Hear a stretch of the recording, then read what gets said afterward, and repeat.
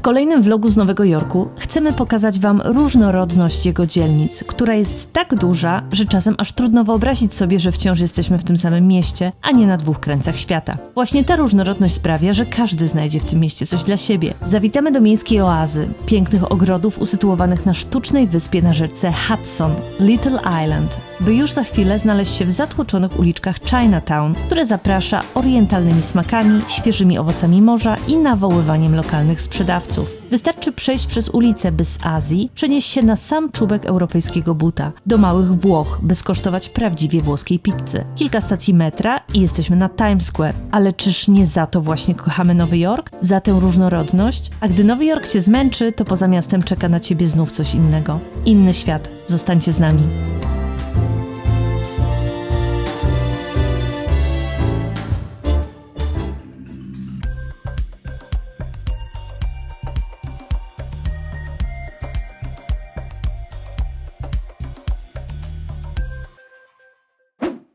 Kolejny dzień, kolejny poranek i kolejna fajna rzecz związana z filmami. Siedziba główna Ghostbusters, Pogromców Duchów, czyli remiza, którą kupili bohaterowie filmu na potrzeby swojej firmy. No naprawdę, to stoi, to tak wygląda. Ja myślałem, że to jest trochę większe. Taka przyjemna remizka, bardzo ładnie wygląda, nawet jest znaczek Ghostbusters. No super, można sobie cyknąć foteczkę, więc teraz będzie fotka i lecimy dalej.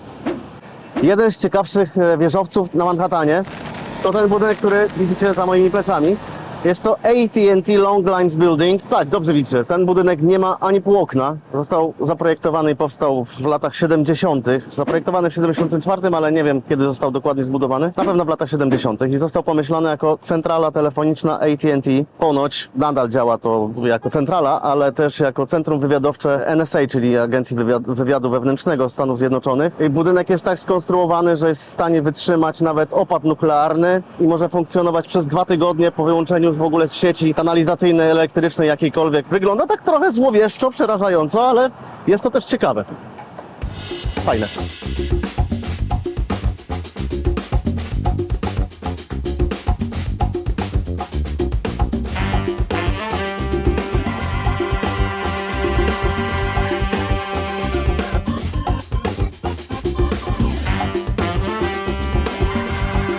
Kiedy będziecie na skrzyżowaniu 14 ulicy i 8 Alei w metrze, to koniecznie zwróćcie uwagę na rzeźby, które tutaj stoją z brązu. Więcej powiem Wam na górze, bo tutaj cały czas napieprzają pociągi i larmo jest takie, że się nie da w ogóle skupić. Rzeźby pojawiły się tutaj w 2001 roku, no i oczywiście głównym motywem tej całej instalacji jest hajs, pieniądz. Całość kosztowała $200,000, więc nie mało. I stanowiło to 1% budżetu przeznaczonego na remont tej stacji. W godzinach szczytu łatwo przegapić te rzeźby, bo niektóre są małe, w niektórych miejscach trzeba patrzeć pod nogi, więc szczególnie zapamiętajcie sobie to, bo macie darmową wystawę. Jesteśmy w dzielnicy Chelsea, na zachodnim krańcu Nowego Jorku, przy rzece Hudson, na pozostałościach nabrzeża numer 54. Jest ono o tyle znamienne, że od 1910 do 1935 roku do tego nabrzeża przypływały statki z Wielkiej Brytanii firmy White Line, do której należał m.in. Titanic. No i tutaj w 1912 roku przybyli rozbitkowie, ocaleli z katastrofy Titanica. Później to podupadło i została tutaj utworzona w 2001 roku sztuczna wyspa Little Island. Ona jest zbudowana na 132 takich ogromnych betonowych kielichach. Jest to zrobione na 2 arach. Przepiękny park z takim wzgórzem i cudowne widoki są po prostu całe wybrzeże New Jersey, widać Manhattan, ten co za mną, wiele nabrzeży. I to jest też moment, żeby o tym powiedzieć, że tych nabrzeży wokół Nowego Jorku jest kilkadziesiąt i one straciły jakby swoją funkcję, którą pełniły w XVIII, XIX, początkach XX wieku, gdzie tutaj przypływały wszystkie transportowe statki, handel, wymiany, magazyny, nie magazyny i podupadły te nabrzeża, tylko że one są świetnie zagospodarowane na dzień dzisiejszy. Na przykład są boiska do koszykówki, za nami widać boiska do piłki nożnej, parki, no po prostu rewelacja, no to jest świetne miejsce, zamiast to po prostu wyburzyć, zatopić, no to jest pobudowane miejsce użyteczności publicznej. Super, to tutaj pochwalam i jest zajebiste. No to Grażyna, graj mnie coś.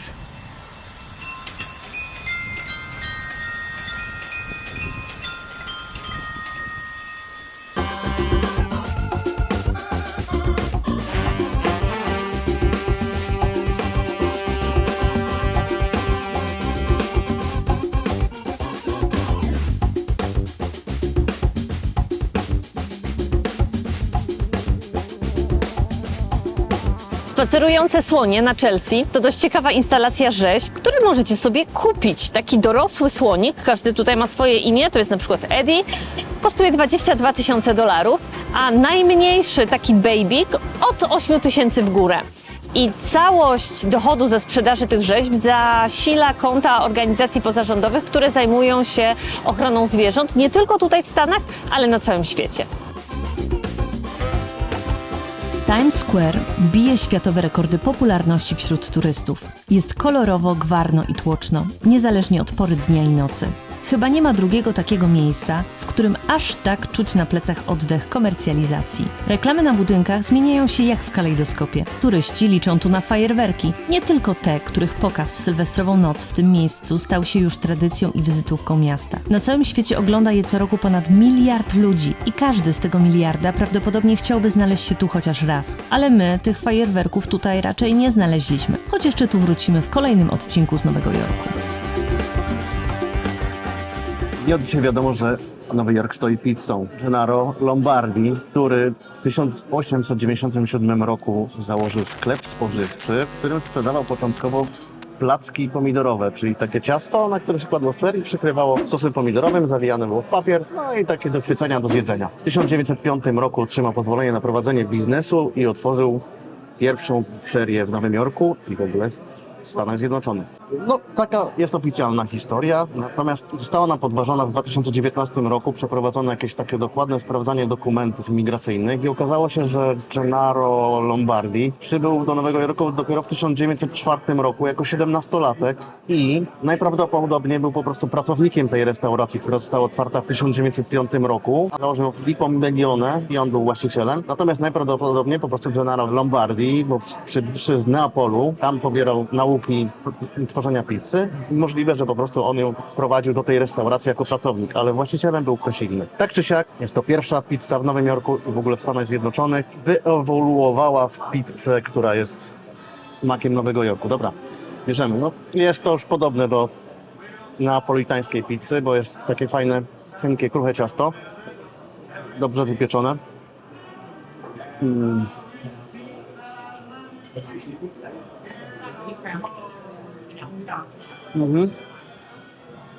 Naprawdę, to póki co najlepsza pizza, jaką jedliśmy w Nowym Jorku.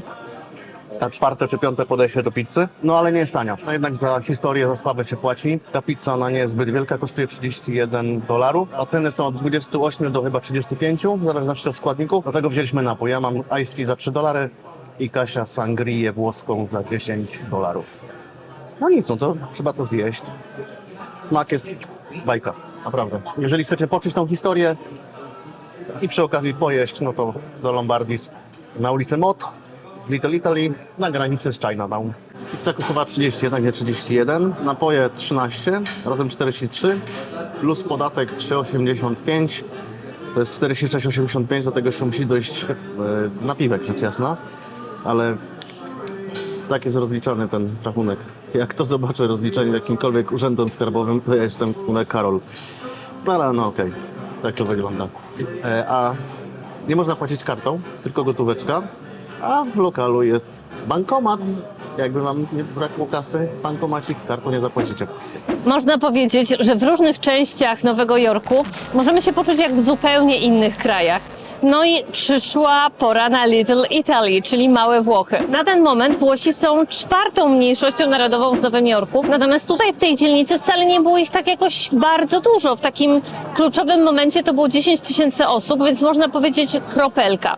Rozsiani są też po innych dzielnicach, gdzie mają takie swoje enklawy.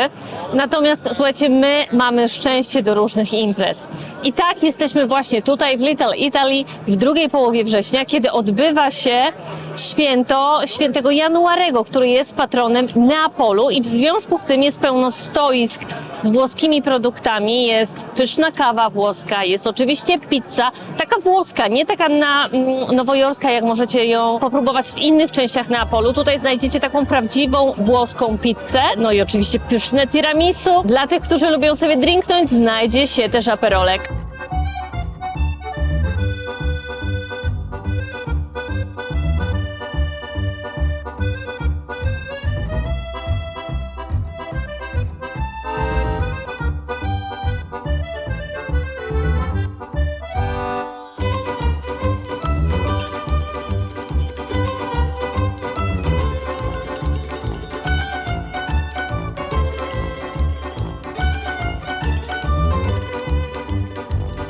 Mamy tu na pokładzie jakichś fanów serialu Soprano. Jedna z lokacji, która się przewija w serialu. Nawet jest fotka Tonego Soprano. No fajnie, małe Włochy, Little Italy, kojarzone z mafią włoską, serialami, filmami gangsterskimi. Fajnie, jeszcze to święto, po prostu tłum ludzi, jest 13, a tu jadą po prostu zdrowo. Wystarczy przenieść się na drugą stronę ulicy Canal Street i przenosimy się z Włoch, z Europy do Azji, do Chinatown. I tutaj, słuchajcie, jest kompletnie inny świat. Naprawdę mogłoby wam się wydawać, jakbyście w ogóle tak za pstryknięciem palców wylądowali naprawdę w innej części świata. Napisy są wszystkie w języku chińskim, są te właśnie takie azjatyckie ślaczki i to nie jest tak, że one są w dwóch językach. Będą takie miejsca, gdzie one po prostu są po chińsku i tyle, nie? Tutaj na Dolnym Manhattanie, w tym Chinatown mieszka około 100 000 osób, co czyni to miejsce największą enklawą Azjatów na całym świecie. Po co tu przyjść? No, poza tym, że możecie kupić różne, wiecie, Louis Vuitton i Gucci Pucci, Makeko i będą za wami wołać i możecie się obkupić we wszelkiego rodzaju podróbki, czego oczywiście nie polecamy i nie wspieramy, ale co polecamy, to kuchnię. Jeśli jesteście takimi amatorami azjatyckiej kuchni, no to tutaj znajdziecie wszystko. Są knajpy praktycznie z każdego kraju w Azji i możecie naprawdę zjeść tanio i bardzo dobrze. Kolejna rzecz to targ i produkty, które znajdują się na targach tutaj, to one też są po prostu z innego świata. Michał, który jest w ogóle wielkim fanem azjatyckiej kuchni i dużo gotuje takich azjatyckich potraw, no to w Polsce niestety musisz zadowalać się pewnymi zamiennikami, bo pewnych rzeczy tutaj po prostu nie ma. Natomiast tu jest wszystko. Są takie owoce, które ja tak szczerze powiedziawszy nawet nie wiedziałam, że istnieją. A są. Więc zdecydowanie trzeba tu koniecznie przyjechać, degustować, jeść i chłonąć ten klimat, który jest w ogóle nie nowojorski.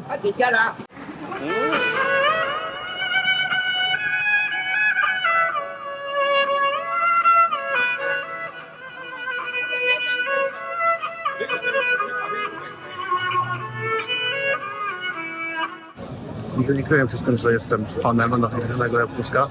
No i będąc w Nowym Jorku, no nie mogłem odpuścić sobie zajrzenia do największego i najważniejszego polskiego sklepu, czyli tego, który znajduje w 5. Alei. No i faktycznie jest spory, masa ludzi, sprzętu, a jest zrobione z dużym rozmachem. Świetnego w tym sklepie to to, że na 5. Alei, zaraz koło Central Parku, jest to świetna toaleta, czysta i darmowa. Ale ja wam tego nie powiedziałem. Będąc w Nowym Jorku, a w szczególności w Central Parku, no nie można nie odwiedzić zoo w Central Parku, słynnego przez kreskówki. No więc idę zobaczyć, czy skipper Kowalski i Rico nie nawiali. Bilet dla dorosłego kosztuje $14, dla dzieciaka $9. To jest dostęp do zoo i zoo takiego dziecięcego. A jakbyście chcieli jeszcze jakieś takie kino 4D, to dodatkowo $7 albo łączony bilet za $20.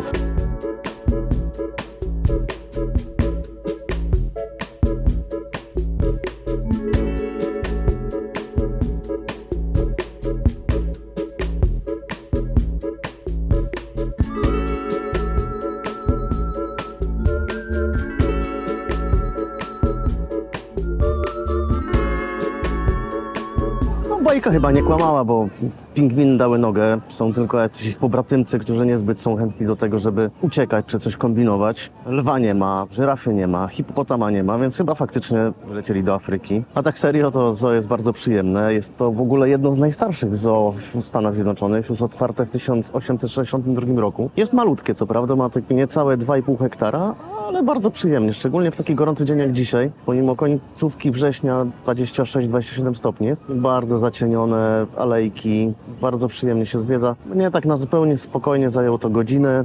Trafiłem akurat o 11:30 na karmienie lwów morskich, które są przesłodkie. Mamy tutaj też niedźwiedzie grizzly, które zostały uratowane, kiedy ich matka została zastrzelona przez kłusowników w 2013 roku i nie byłyby w stanie same wyżyć. Mamy też foki, są pingwiny, maskonury, jest tropikarium. Super, naprawdę, bardzo fajne oderwanie od tego zgiełku miasta, tak żeby sobie się troszkę wyciszyć, nacieszyć oczy pięknymi zwierzętami. A jakbyście chcieli poważnie pozwiedzać zoo i zobaczyć takie naprawdę ogromne zoo, no to trzeba by pojechać na Bronx. Tam jest jedno z największych zoo w Stanach Zjednoczonych. 107 hektarów bodajże, otwarte w 1899 roku, więc też bardzo stare, no i jedno z największych. No nam nie starczy czasu i na Bronx chyba się w ogóle nie będziemy wybierać. Ale jakbyście chcieli pozwiedzać, no to droga wolna. Wizyta w Central Park może nam odpowiedzieć na pytanie, w jaki sposób zostały zbudowane wieżowce na tej wyspie tuż przy brzegu rzeki jednej i drugiej, East River i Hudson River. A to jest odpowiedź. Z tego składa się wyspa Manhattan. Po prostu to jest jedna wielka skała. Całe miasto jest wyrównane, rzecz jasna. Budynki są wkopane w te skały. No jedynie Central Park jest taki pofałdowany, jest pozostawiony sam sobie. Jest naprawdę świetny. Naprawdę, sobota jest tysiące ludzi w tym Central Parku, ale właściwie nie ma tłumu poza może miejscami wejść. Tych ścieżek jest tu tyle. Super, naprawdę świetnie. Nie czuję się momentami, że jest się w tak ogromnym mieście, w którym tego zgiełku nie czuć przez chwilę. Subcio. Godzina zrobiła się obiadowa, więc przeniosłem się z Central Parku do Amsterdam Avenue, która się łączy tutaj z Broadwayem, do słynnej hot dogowni Grace Papaya. Zaczęliśmy od hot doga na Manhattanie za $6, potem u króla hot dogów był hot dog za 5 z chili, ale za 4 regularny. A tutaj za 2 hot dogi zapłaciłem $7,21 z podatkiem. W kolejce odczekałem z jakieś dobre 15 minut, żeby zjeść. Są klasyczne hot dogi, mała buła, parówka, kapusta kiszona, musztarda, ketchup, cebulka taka, nie taka jak u nas jest prażona, tylko ona jest taki zagotowana, ona jest taka duszona mocno. I zobaczmy to. Bułka jest taka chłodnawa.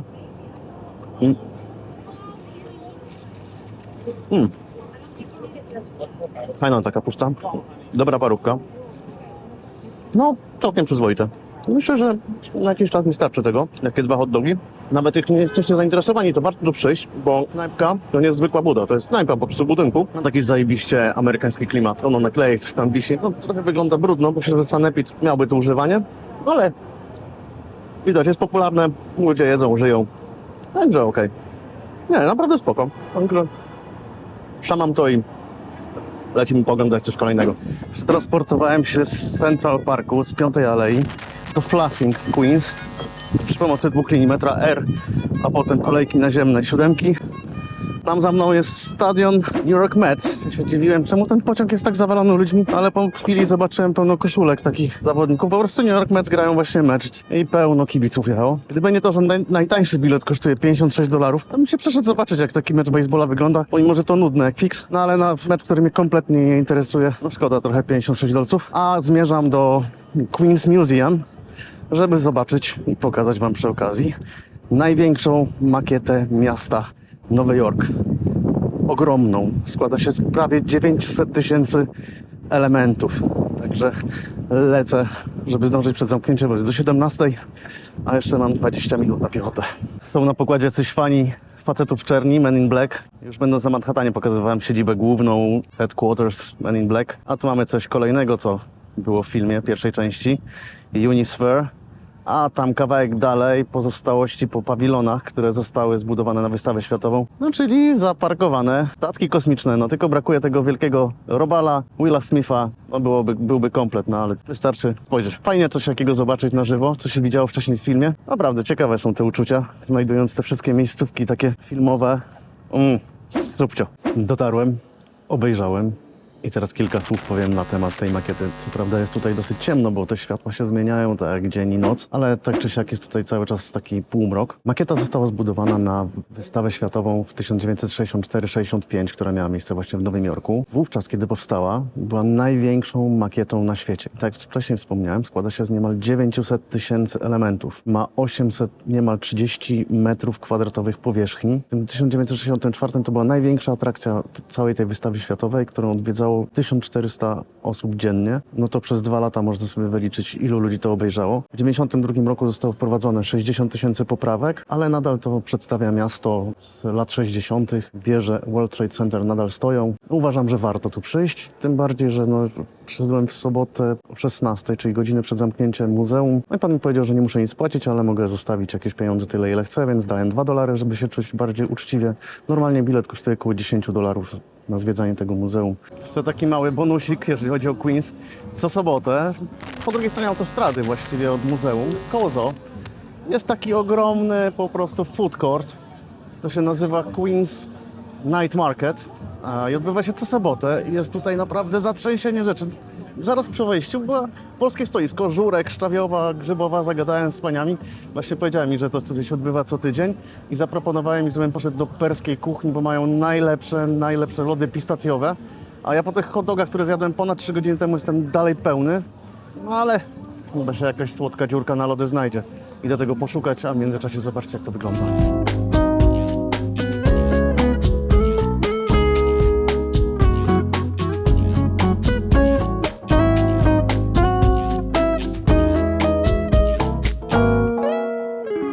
Znalazłem lody, spróbowałem. Faktycznie są bardzo dobre.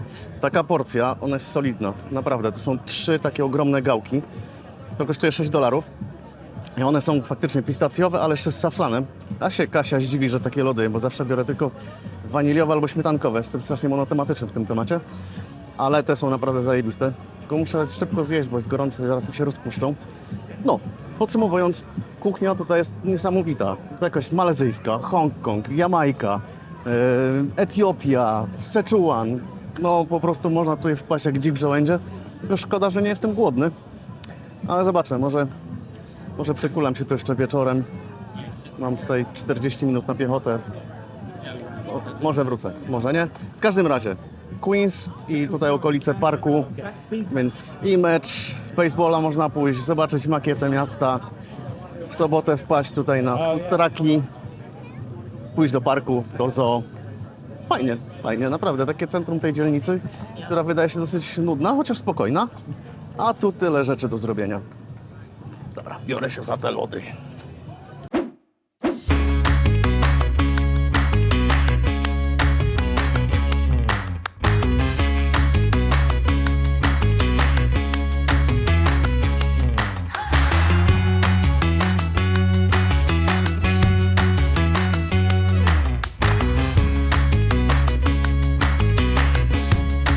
Czasem trzeba trochę odpocząć od wielkomiejskiego życia, bo powiem Wam, że Nowy Jork może być troszeczkę przytłaczający. Na szczęście w odległości zaledwie godziny bądź 2 od Nowego Jorku przenosicie się w zupełnie inny świat. Mówi się, że Nowy Jork to nie są Stany Zjednoczone. Nowy Jork to jest po prostu Nowy Jork. Dlatego dzisiaj przyjechaliśmy do Fire Island, żeby się przejść, trochę odpocząć, zobaczyć piękną latarnię i przy okazji zahaczyć o taką offroadową plażę. Niestety niedostępną dla wszystkich, tylko i wyłącznie dla osób, które mają specjalne pozwolenie i można je uzyskać na 2 sposoby. Jedna to jest surfing, druga to wędkarstwo. Zobaczymy, jak będzie. Ja już nie mogę się doczekać.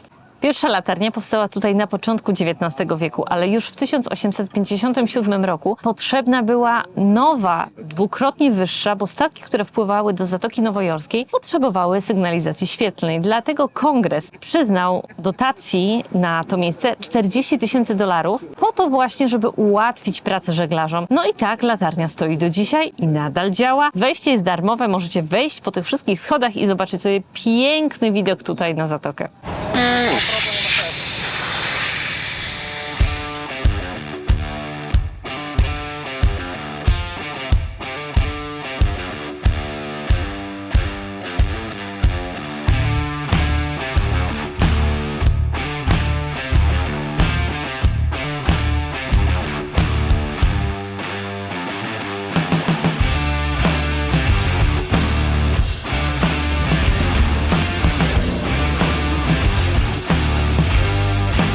Jak jest Misiek? Dobrze!